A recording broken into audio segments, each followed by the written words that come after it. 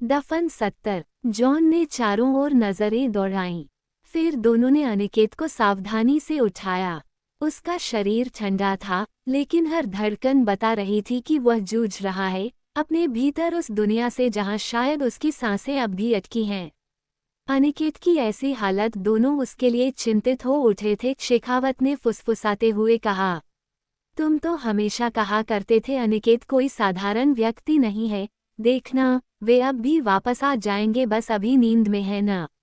John भी उतना ही भावुक हो उठा था। वह नम स्वर में जवाब देता है, हाँ बिल्कुल, ये नींद शायद उसे कुछ दिखाकर लौटा रही है, और जब ये जागेगा तब हमें वो जानेंगे जो आज तक कोई नहीं जान पाया होगा। दोनों ने उसे संभालकर ऊपर ले जाना शुरू किया। जैसे ही जॉन और शेखावत ने अनिकेत को सहारा देकर ऊपर की ओर खींचना शुरू किया, गुफा की ठंडी हवा में तनाव और डर का भार भारी होता गया। अनिकेत का शरीर हल्का नहीं था, लेकिन उससे ज्यादा भारी था उसकी स्थिति का बोझ, उसकी चुप्पी, उसकी गहरी सांसें और उसकी खुली बंद होती पलकों में तैरती बेचैनी। जैसे ही वे गुफा के मुहाने के पास पहुंचे, जॉन ने अनिकेत की गर्दन संभालते हुए उसकी नब्ज पर हाथ रखा, फिर घबराकर बोला, शेखावत कुछ ठीक नहीं है, अनिकेत की हालत बिगड़ रही है। शेखावत ने अनिकेत की नब्ज फिर से टटोली। उसके माथे पर पसीना था और शरीर अब और भी ठंडा लग रहा था। धड़कन धीमी हो रही है। शेखावत की आवाज में अब घबराहट थी।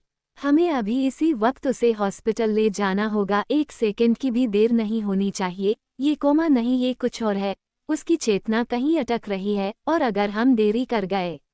जॉन का चेहरा भी जर्द पड़ चुका था। मैं गाड़ी लाता हूँ। वह दौड़कर ऊपर की ओर भागा। शेखावत वहीं घुटनों के बल बैठा रहा। उसने अनिकेत का सिर अपनी गोद में रखा और धीरे से कहा, सुन रहे हो ना प्रोफेसर, अब आराम नहीं, तुम अभी कुछ अधूरा छोड़कर नहीं जा सकते, उठो। पर अनिकेत की आंखें सिर्फ कांप रही थीं, खुल नहीं रही थीं। तभी ऊपर से जॉन की आवाज आई, गाड़ी सामने है, जल्दी लाओ। शेखावत ने अनिकेत को सावधानी से उठाया और 2 मिनट में वे साइड से बाहर गाड़ी की ओर भागे।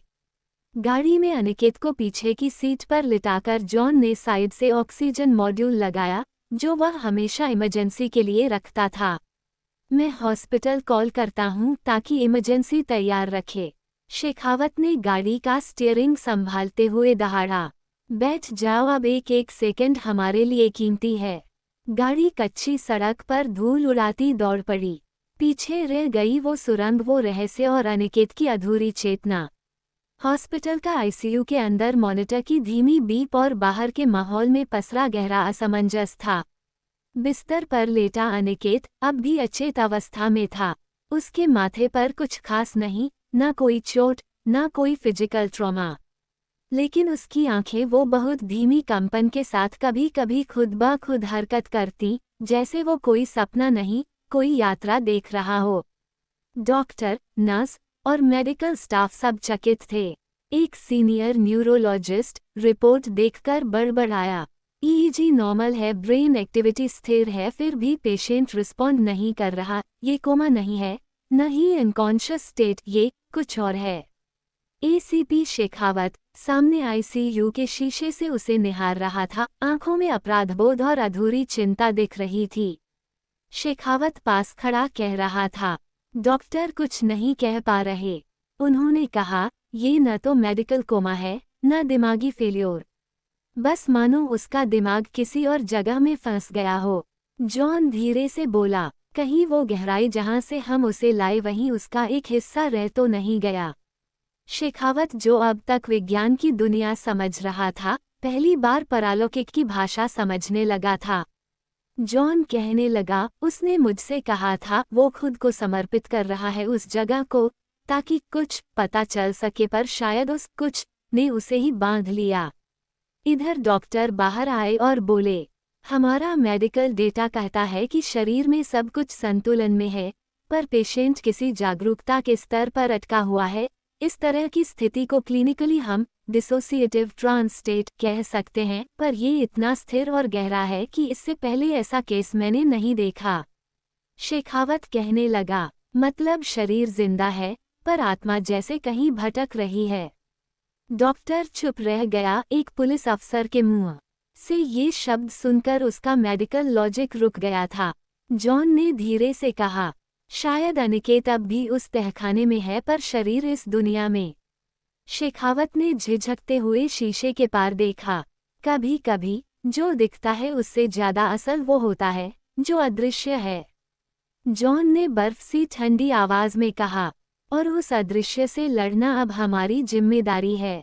हॉस्पिटल के गलियारे में अचानक तेज और ठोस कदमों की गूंज, और साथ ही एक तेज दबंग आवाज। ये सब मुझे क्यों नहीं बताया गया?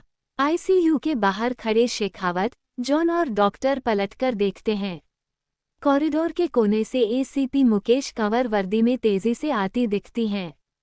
आंखों पर अब भी काला चश्मा, चेहरे पर वही सख्ती, लेकिन इस बार उसमें नाराजगी भी साफ थी। जैसे ही वह पास पहुंची, उसने शेखावत पर सीधा सवाल दागा।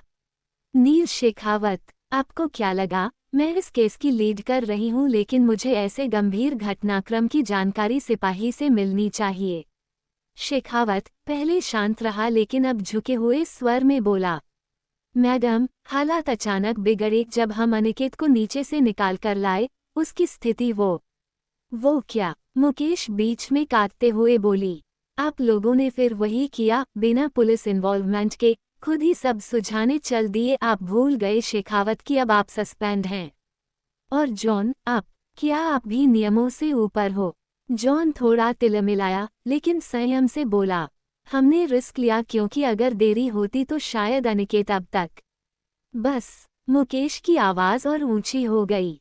ये तर्क मत दीजिए, ये कानून नहीं, एक केस है, और केस की जिम्मेदारी मेरी है। आप लोगों की ये हीरो बनने की आदत इस केस को और उलझा रही है।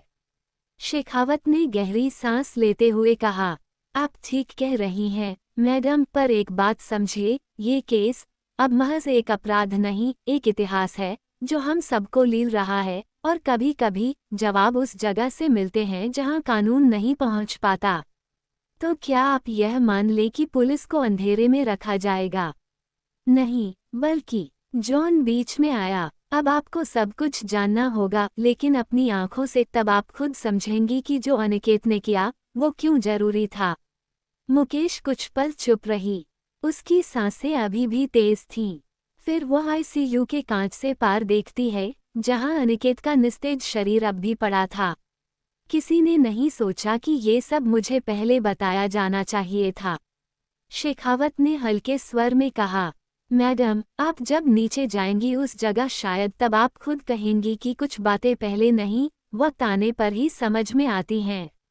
मुकेश ने गहरी सांस ली, फिर सीधा कहा, ठीक है, अब जो भी होगा मेरी निगरानी में होगा। मैं खुद साइट पर जाऊंगी, खुद उस जगह को देखूंगी, और अब कोई भी मुझसे छिपकर कुछ नहीं करेगा। और इस बार एसीपी मुकेश की आंखों के पीछे पहली बार शंका नहीं, एक रहस्यमय चुनौती की झलक थी।